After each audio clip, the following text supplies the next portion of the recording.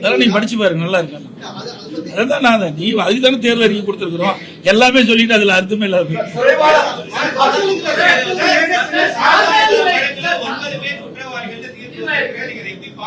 Sir. நான் எங்களை பொறுத்த வரைக்கும், அதாவது அனைத்து இந்திய அண்ணா திராவிட முன்னேற்ற கழகத்தை பொறுத்த வரைக்கும் சட்டத்தின் ஆட்சி நடைபெற்றது.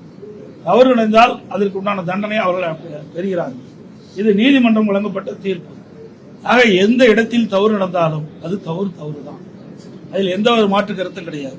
அதே நீதிமன்றம் விசாரிக்கப்பட்டு அதில் தவறு நடைபெற்றதாக அந்த விசாரணையில் தெரிய வந்த காரணத்தினால் நீதிமன்றம் சம்பந்தப்பட்டவர்களுக்கு தண்டனை வழங்கியது.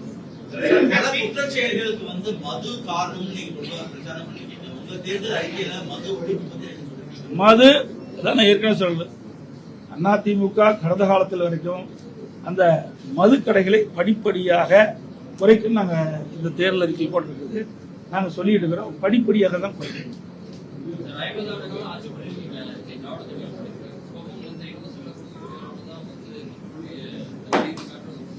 அதாவது எல்லா மக்களும் பணக்காரராக இருந்துட முடியாது. மக்களுக்கு சேவை செய்த ஒரு அரசாங்கத்தினுடைய கடமை. அதுக்காக தான் அரசாங்கத்தை மக்கள் தேர்ந்தெடுக்கிறார்கள். இருக்கின்ற சூழ்நிலையை கருத்தில் கொண்டு அவர்களுக்கு ஒரு நல்ல மகிழ்ச்சியான ஒரு வாழ்க்கை கொடுப்பதான ஒரு நல்ல அரசினுடைய கடமை. அந்த அடிப்படையில் தான் நாங்க இந்த அறிவிப்பெல்லாம் கொடுத்திருக்கோம். கடந்த முறை போட்டியிட்டதை விட குறைவான தொகுதிகள் கொடுத்தாலும் வந்து மதவாத சக்தி வந்துருவாது, பாஜக வரக்கூடாது சொல்லிட்டு நாங்க திமுக கூட்டணியில இருக்கிறது பேட்டி கொடுக்கிறோம். இப்ப திமுகவே பாரதிய ஜனதா கூட்டணி இருந்தா அதுக்கு என்ன சொல்றீங்க? திமுகவே பாரதிய ஜனதா கூட்டணி இருந்தா இல்லையா? இதே விடுதலை சிறுத்தை பாரதிய ஜனதா கட்சியோட கூட்டணி இருந்தாங்களா இல்லையா? எல்லாம் அரசியல் காழ்ப்புணர்ச்சியின் காரணமாக பேசுவது.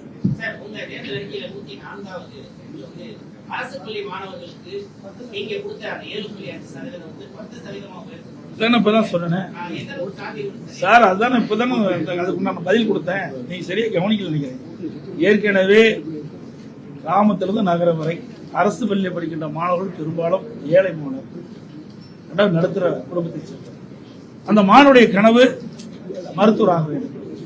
அந்த கனவை நனவாக என்ற அடிப்படையில் தான் 7.5% உள்ளீடு ஒதுக்கீடை கொண்டு வந்து நடைமுறைப்படுத்த இன்றைய தினம் சுமார் 3000 பேர் மருத்துவக் கல்வி கிடைச்சிருக்கு. இன்றைக்கு அந்த மக்களிடத்திலும் மாணவரிடத்திலும் மிகப்பெரிய வரவேற்பு இருக்கிறதுனால இன்றைக்கு 2.5% உயர்த்தப்பட்டிருக்கு. மற்ற படிப்பு ஏற்கனவே அறிவிச்சுட்டாங்கல்ல, முக்கியமா மருத்துவ படிப்பு, மற்ற படிப்புல இருக்குது இல்ல அறிவிச்சு.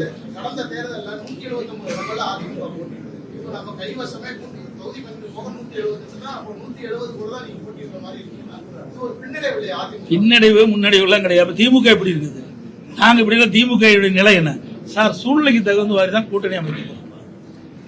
இது அதிகம் போட்டிடுறது கம்மி போட்டிடுறதெல்லாம் கிடையாது.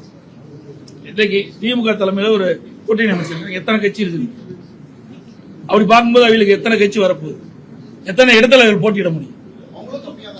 அதாவது சூழ்நிலைக்கு தகுந்த மாதிரி நம்ம கூட்டணி அமைக்கிறோம். அந்தந்த கட்சிக்கு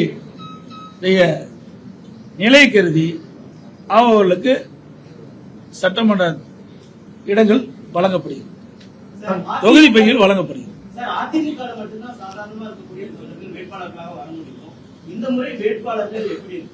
அதெல்லாம் அறிவு பின்னாடி பாருங்க, வேட்பாளர் மாதிரி இருப்பாங்க.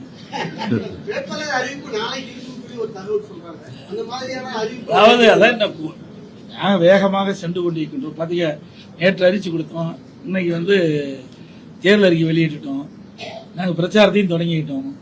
இப்பொழுது வேகமாக துரிதமாக ஏற்கனவே எங்களுடைய கூட்டணியில் அங்கம் வைக்கின்ற கட்சிகளெல்லாம் எத்தனை தொகுதி என்று அறிவிக்கப்பட்டு விட்டது. அந்த தொகுதியினுடைய விவரங்கள் இப்பொழுது பேச்சுவார்த்தை நடந்து கொண்டிருக்கின்றது. இதை முடிவு செய்தவுடன் உடனடியாக எங்களுடைய கூட்டணியில் அங்கம் வைக்கின்ற கட்சிகள் அனைத்துமே அவர்கள் கட்சியின் சார்பாக வேட்பாளர் அறிவிக்கப்படும். அனைத்து உடன்களுக்கும் பத்திரிகைகளுக்கும் நன்றி.